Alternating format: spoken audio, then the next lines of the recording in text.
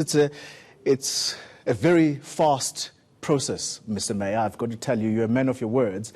The advertisement for this tender calling for the prospective beneficiaries of these 56 farms, it came out on the 13th of last month. Yes. And just this past Friday, you were at a briefing session of the candidate beneficiaries. So, how many people have finally been selected, and what was the criteria used?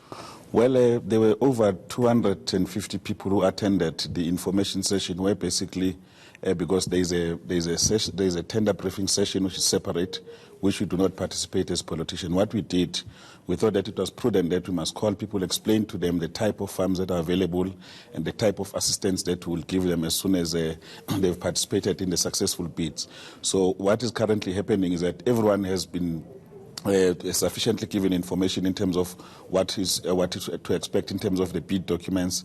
Thereafter, people are going to be bidding, and I'm sure in the next 2 to 3 weeks it will close, and then the process will start, where our officials will be looking at the best bid in the 4 categories that have been identified. So the 4 categories, amongst others, is just a 5 hectare piece of land between 10 and 30, as well as between 30 and 100 and over 100 hectares of land that will be given in different categories. So I'm happy that the national and provincial government is taking a close, keen interest in the project, so that we can then begin to give people seeds, implements, and other non-financial support in order for them to succeed. Mr. Mayor, I'm sure you and I know that the public will be looking at this particular process with a keen eye.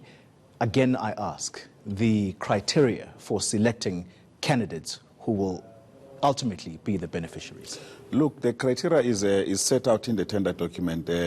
It's for those with interest to begin to participate. So I am not going to, I know normally you would say that will this benefit friends of the mayor or politicians or things like those. This tender is meant for South Africans. That's why we are making this public declaration that there is this opportunity. In fact, beyond the 56, we have over 190 farms that will be, it's a first phase of the 3 phases that we'll be running. We've got other pieces of land that we are going to be making available very soon. We will be announcing the strategic land parcels that are going to be given for large-scale development in the city. And those that are qualifying will access those, including, for instance, the people who are sitting in the township, in the backyard, in their backyard. We have identified over 2,000 stands in the different townships that are going to be given to those people to build homes for themselves. So we have a very huge land disposal program working together with Premier David Makhura. Mr. Mayor, I know you're saying that the question will eventually come, are these friends of the mayor? You know as well as I do that the ANC government has a history, and that history is well documented when it comes to tenders.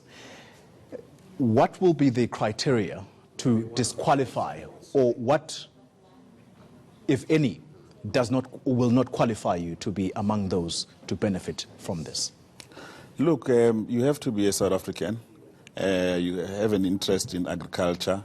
You must have some know-how and capability to execute farming. So we're not going to be looking whether or not you are the friend of the mayor or not.